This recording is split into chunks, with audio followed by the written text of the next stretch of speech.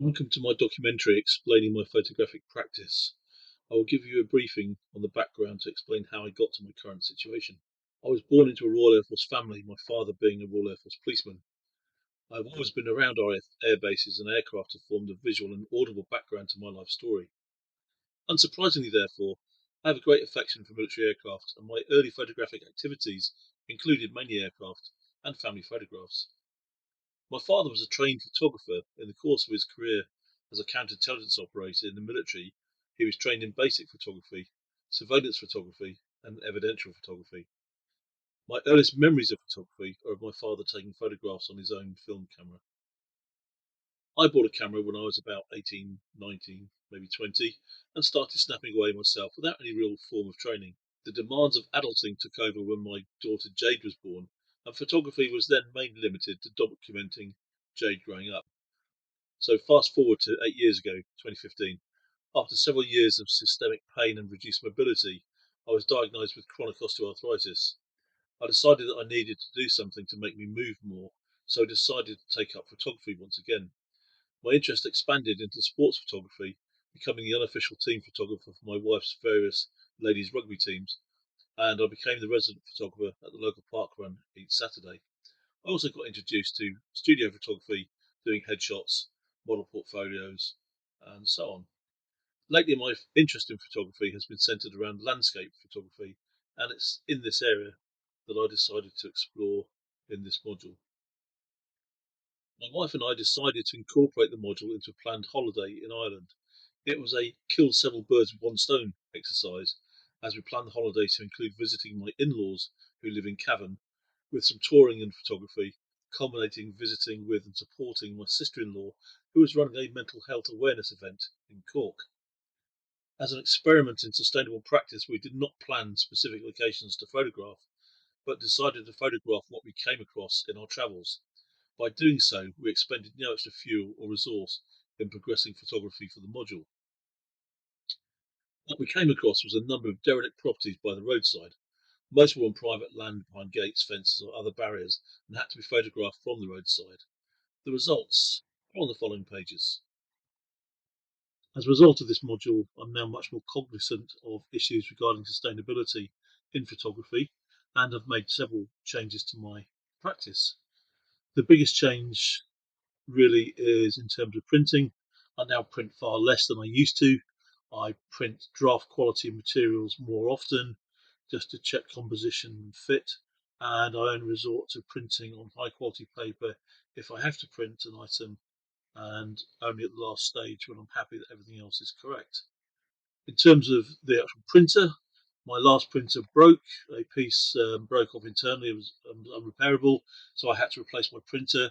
I did so by purchasing an Epson Eco tank, where ink is contained with individual tanks for each colour, rather than using replaceable cartridges. This basically means that I'm not using cartridges now, which are very plastic intensive and a waste of resource. The Eco tank is far more economical and therefore represents a major step forward in sustainability. Another major change to my photographic activity and approach is in the area of travel. Whereas previously I would make a specific journey to a location to take pictures, I now rely more upon opportunistic approaches to photography by making sure I have my camera, tripod, and cable release with me everywhere I go, and can then react accordingly to any opportunities that do present themselves.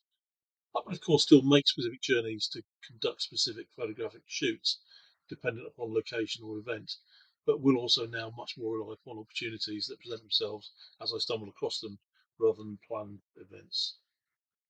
One of the areas in which we as modern photographers are incredibly rich is in the abundance of excellent photographers who have gone before us and from whom we can draw inspiration. There are famous photographers in every genre. Helmut Newton, for example, is my favourite fashion photographer, but I also admire the works of several others: Donovan, Bailey, Parkinson, Beaton, Leibovitz, Lindbergh. In landscapes, I adore the work of Sebastião Salgado, Ansel Adams, Don McCullin, Michael Kenner, Takeshi Mizukoshi, and various others also in the landscape genre. I've looked at various books of their works to see whether any of their approaches were relevant to my current work and came to the conclusion that they were not. Of much more relevance was the work of Bernd and Hilla Becher and Ed Ruscha. The Beckers and Ruchet utilised a very direct, pragmatic and industrial approach to their photography, ignoring surrounding landscape and concentrating on the central subject. This is the approach that I took in the module. In this way, I removed any romanticism of the subject, just showing the derelict buildings in their own setting and relying upon their own raw beauty. One difference in approach to Ruchet or the Beckers that I did utilise was the use of colour photography. Colour photography delivered more detail and a much more visually appealing aesthetic. These images were shot recently along the Wild West Atlantic Way in Ireland and consist of abandoned farmhouses, churches, and an English Martello fort.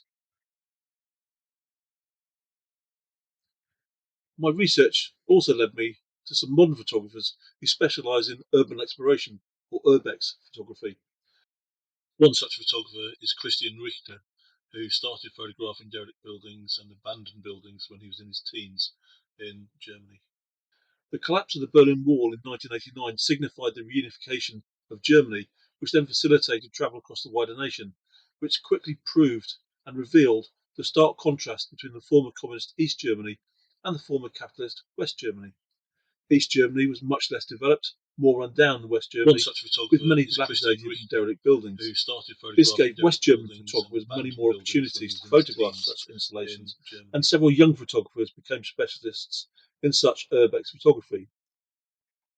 Urbex photography usually involves the accessing of the interior of abandoned buildings. However, this is usually beyond my own capabilities due to my disability and reduced mobility. As the buildings are usually boarded up and secured against unauthorised access, urbex photographers normally have to effectively break into these premises, and they are usually at least trespassers in the eyes of UK law.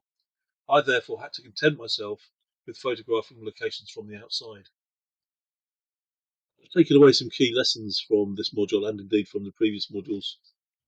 One of the key messages is that of sustainability, and that we are all custodians of our planet and we have a responsibility to safeguard those resources. The other key lesson is to really think about what we're doing, come up with imaginative and new solutions to do things and protect our resources that way, but also to reach a wider audience.